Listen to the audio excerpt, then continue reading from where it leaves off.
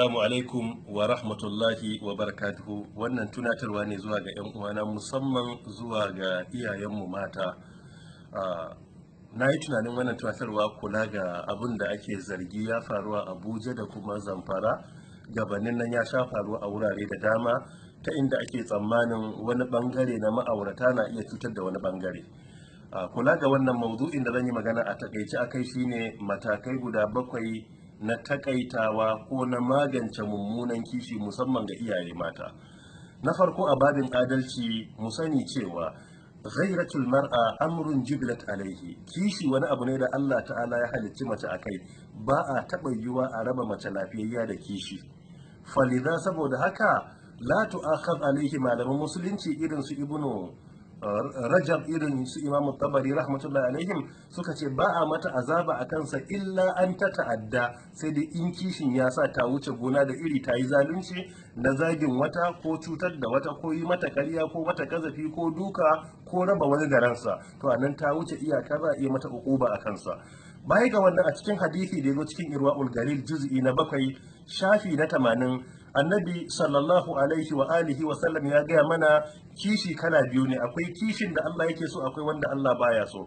Yace inna min al-ghaira ma yuhibbu Allahu azza wa jalla wa minha ma yabghudhu Allahu azza wa jalla. Daga cikin kishi akwai wanda Allah yake so, akwai wanda Allah baya so. Yace kishin da Allah yake so shine kishin da akwai damar a yi mummunan zato a cikinsa na aikata haramun.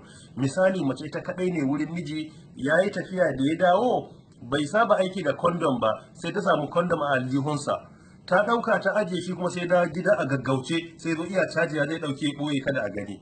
To wannan zai sa ta yi zargi a kayansa, wannan babu laifi saboda yin zina haramun ne. Amma kishin da ba a so shine abin da yake halal ne ga miji. Mace ta sa a gaba ta damu kanta da abin da bai dace ba. A'a, wayan ka yayi kara mai gida, wace ce ta maka text? A'a, WhatsApp ya shigo, wace ce ta maka text? A'a, na kana ta dariya, me kake karanta ne, ko wace ce ta maka sako? Mai gida baka da ba har yanzu, ina kake ne, ko dai ka tafi wajen wata ce? Mace ta tada hankalinta kan waɗannan abun bai da kyawu.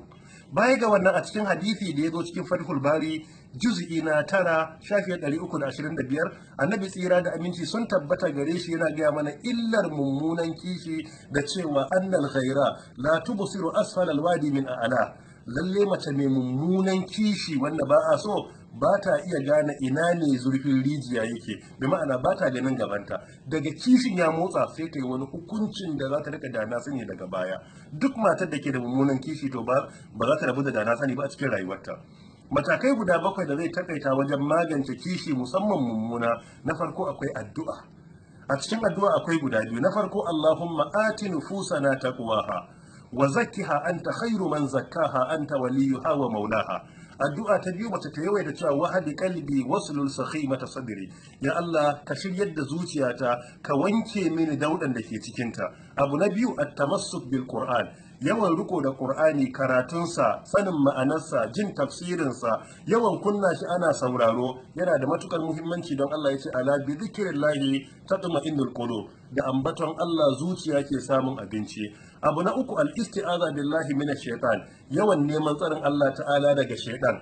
Misali, a yawaita ce a'udhu billahi minash shaitanir rajim, ko kuma rabbi a'udhu bika min hamazati shayatin wa a'udhu bika rabbi an yahdurun. Abu na hudu da zai takaita mummunan kishi ya magance miki, al-musafaha. Yawan gaisawa da hannu. Ya halatta mata su rika musafaha da ƴan uwansu da hannu. A cikin hadisi a muwatta ta Imam Malik rahimahullah, hadisi na 1413, sunna ta karantar da mu cewa tasafahu wa yuzhibul ghilla. Ku yawaita musafaha, iya tafiyar da kullin da ke zuciya na gaba da kishi mai muni. Sannan kuma na 5 shine tahabbu wa tudhibu shahada.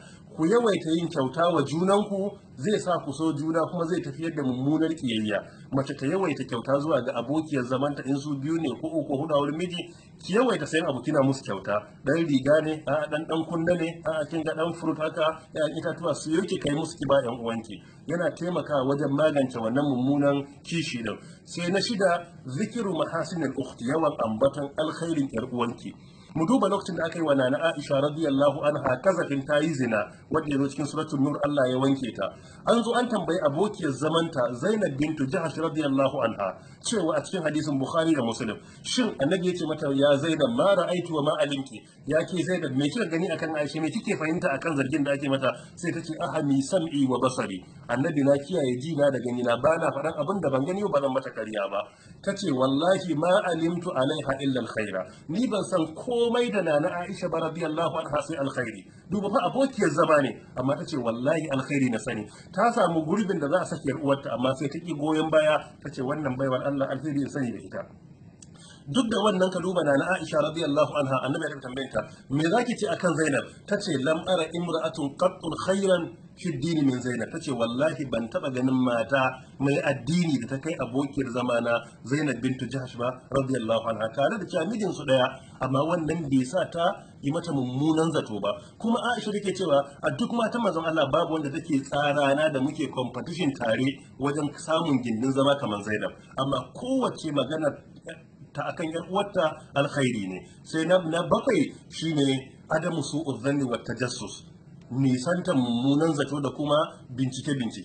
Haramun ne a musulunci kamar yadda Sheikh Abdullahi ibn Mutlaq yake faɗa hafizahullah ta'ala, yawan buɗe wayan miji a duba me yake yi, a'a yawan buɗe email ɗinsa ba da izinin sa ba, wannan malaman musulunci suka ce bai halatta ba.